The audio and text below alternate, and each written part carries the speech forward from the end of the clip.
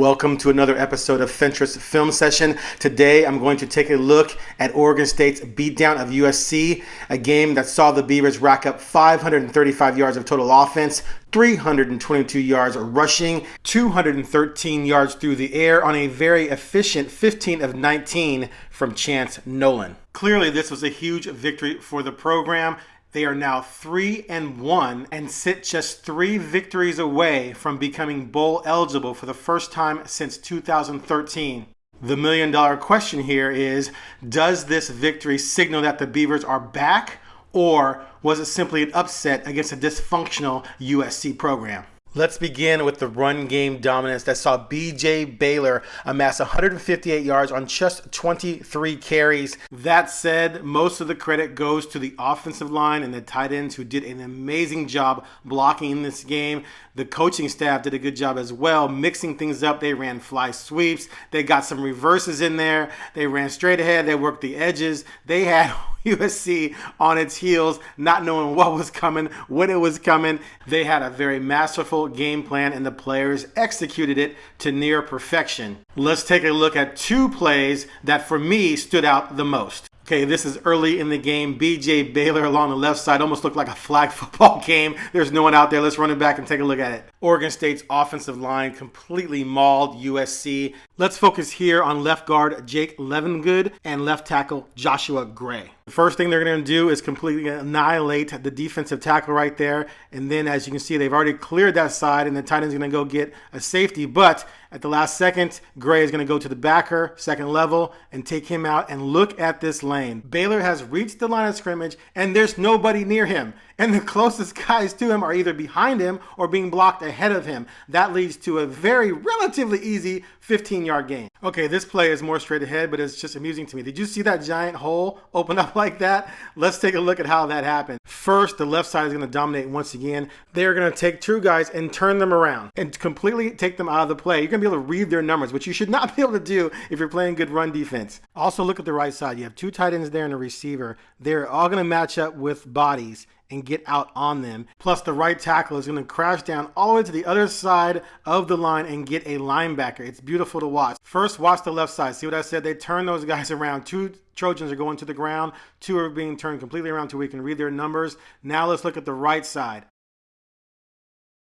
Boom, everyone has a guy. Quintariano, Musgrave, Tongue, all taking out their guys, creating a huge running lane for Baylor. Check it out. No one is there. It almost, you see the little skip little move he did to go to the left? It was almost like he was also surprised that there was nobody there. He does get caught at the 1, but wow, what a great job blocking by Oregon State. Of course, a good run game can lead to a very strong play-action passing game, and Oregon State certainly had that going for it against USC, especially on this play. Wow, have you ever seen a receiver that wide open? Let's rewind it back and see how Quintariano got that wide open. First problem for USC, they have 9 in the box, but you have to at least pay attention to the tight ends because they are receiving threats. Oregon State has the quarterback play action to the left, a little mini boot to the right. The top receiver is going to run a deep post to clear out the corner from that side, and then Quintariano is going to run like he's going to run a drag route and then loop up down the field.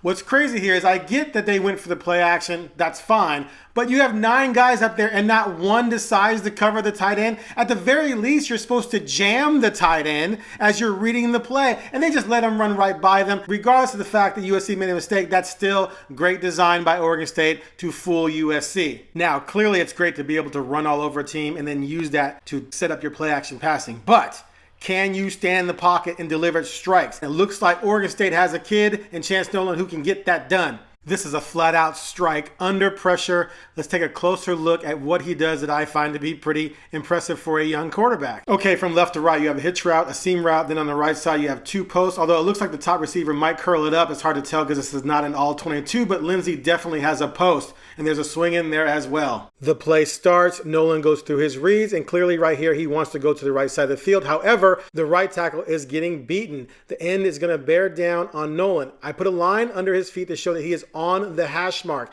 If he stays there, he is going to get hit before he can make the throw to Lindsey, who, as you can see there on the left of the screen, has not gotten open, even broken on his post route yet. So what does Nolan do? He gives a little slide to his left while remaining firm in the pocket, waiting for Lindsey to clear. As you can see here, as Nolan releases the ball, the defender is at the hash mark where Nolan had been standing prior to sliding to his left. This shows that he wouldn't have gotten this pass off had he not shown the presence of mind in the pocket to slide over. Now, it's not like this is a true freshman. He played JC ball, but he redshirted last year. He's a redshirt sophomore. He hasn't played in a big game like this ever in his life. So I find it significant that you have a quarterback with limited experience at this level who also possesses dual threat capabilities and did not bail at the first sign of trouble. He stood in there strong. He could have easily just taken off and said he stood in there, waited for the man to get open, and then delivered this strike. Look at that pass. It's high, so the defender can't get to it, so only his guy can get it. Big completion down the middle. Now, later in the game, they're going to come back with pretty much the same play. You see double post on the top. On the bottom, though, you have a hitch with a corner, and he's going to hit Lindsey down the middle again, and once again, he demonstrates the poise in the pocket you want to see. At the snap, he's eyeing the corner route to the left, but he's going to be covered. He's got a man trailing him, and then he's got a safety over the top, so that's not going to be open. So he's going to come back to the right side, boom, and he's got a DB there in the middle, but he's waiting for that post to clear from Lindsey again. But once again, look what we have here. We have the edge rusher coming free again to his right. So does he bail? Does he take off and run? No. Once again, he just slides a little bit to the left and waits for his guy to clear and gets rid of the ball just in the nick of time as the defensive end has gotten to the spot where he had been before he slid. And Nolan throws a dime. A strike. There's two defenders there that Lindsey gets in between of, and this is a BB, a dart, a laser beam, whatever you want to call it. It is a strike while he is getting hit by a pass rusher. Once again, great pocket awareness. Let's watch this again just one more time just because it's so pretty. This next touchdown pass to Trayshawn Harrison, there's nothing really to break down. It's just a straight go down the sideline, and Chance Nolan delivers a pure strike. Just ahead of the DB, right into the gut of the receiver for the touchdown. Now, I mentioned briefly earlier that Nolan has dual threat capabilities. He had a couple nice runs the other day, actually finished with 53 yards on 5 carries. You see him here scrambling when no one's open, getting down, sliding, very smart. And you also see him here running some zone read. That's trouble for the Pac-12, but this kid can pretty much do everything. Time for the final word. Okay, USC is certainly a mystery.